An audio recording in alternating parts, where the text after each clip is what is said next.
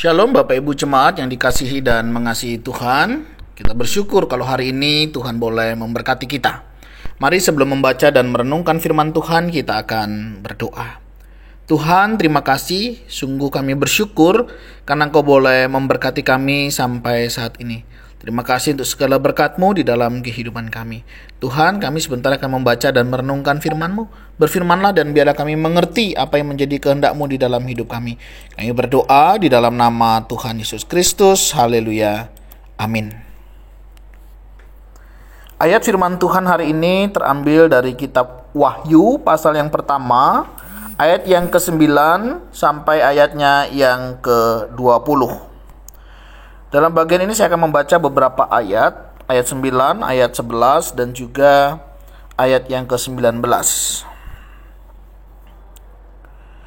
Ayat yang ke-9, Aku, Yohanes, saudara dan sekutumu dalam kesusahan, dalam kerajaan dan dalam ketekunan menantikan Yesus, berada di pulau yang bernama Patmos, oleh karena firman Allah dan kesaksian yang diberikan oleh Yesus. Ayat yang ke-11 katanya, Apa yang engkau lihat, tuliskanlah di dalam sebuah kitab dan kirimkanlah kepada ketujuh jemaat ini, ke Efesus, ke Smyrna, ke Pergamus, dan ke Tiatira, ke Sardis, ke Philadelphia, dan ke Laodikia. Selanjutnya saya akan membacakan di ayatnya yang ke-19. Karena itu tuliskanlah apa yang telah kau lihat, baik yang terjadi sekarang maupun yang akan terjadi sesudah ini. Amin. Demikianlah firman Tuhan, mari kita merenungkannya.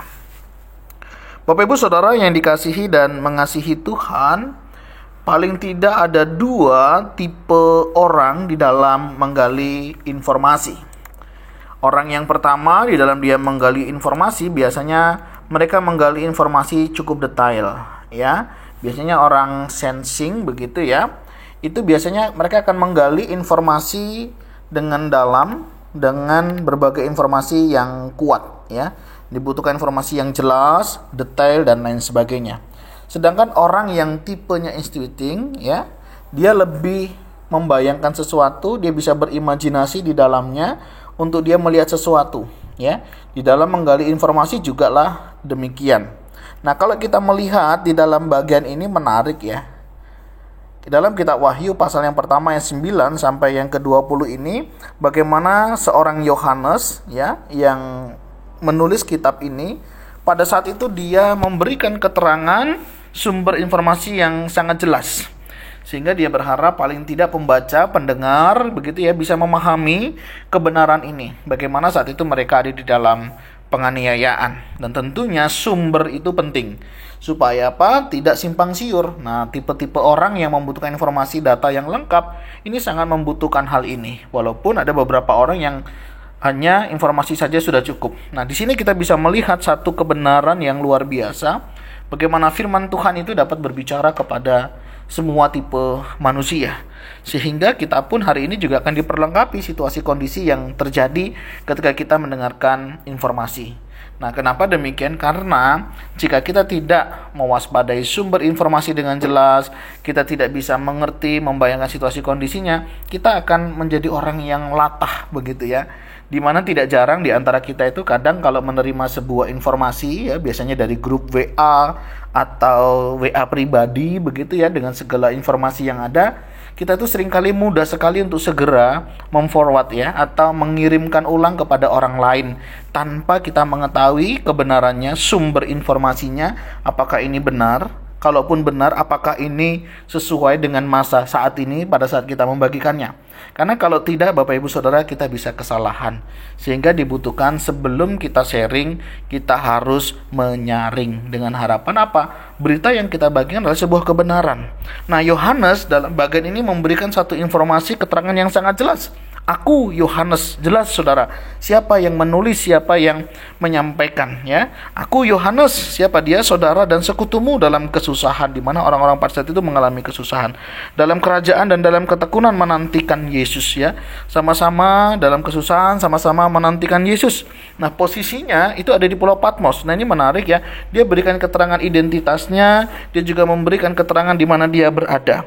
Dan apa tujuannya? Oleh karena firman Allah dan kesaksian yang diberikan diberikan oleh Yesus. Jadi Patmos menjadi satu tempat penulisan di dalam bagian ini. Yohanes memberikan keterangan ini cukup jelas. Nah, kedua di sini dikatakan katanya, apa yang engkau lihat tuliskanlah di dalam sebuah kitab dan kirimkanlah. Hal ini juga sama seperti di ayatnya yang ke-19. Karena itu tuliskanlah apa yang telah kau lihat. Penting sekali bagi kita ketika kita mau membagikan sebuah informasi, itu harus jelas, harus benar. Kenapa? Karena hari-hari ini banyak sekali informasi yang bisa kita terima, bisa kita dapat, dan kita tidak tahu sumbernya dari mana, kebenarannya bagaimana. Bayangkan saudara, ketika ketidakbenaran itu disebarkan, akan ada banyak orang menerima ketidakbenaran.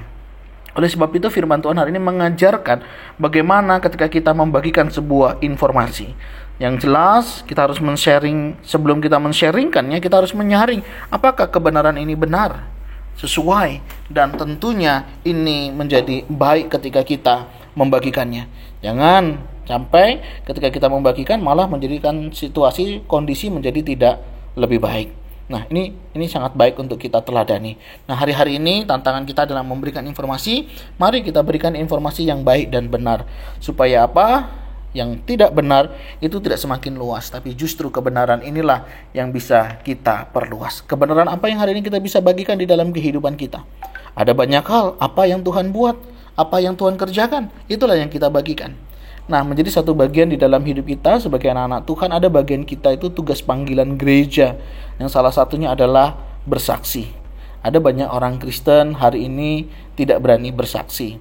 Kenapa? Bisa jadi, apa yang mau saya saksikan ya? Apa yang bisa saya bagikan?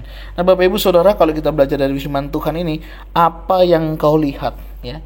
Apa yang kau saksikan? Atau kalau dalam bahasa kita hari ini, apa yang engkau alami hari ini bersama dengan Tuhan?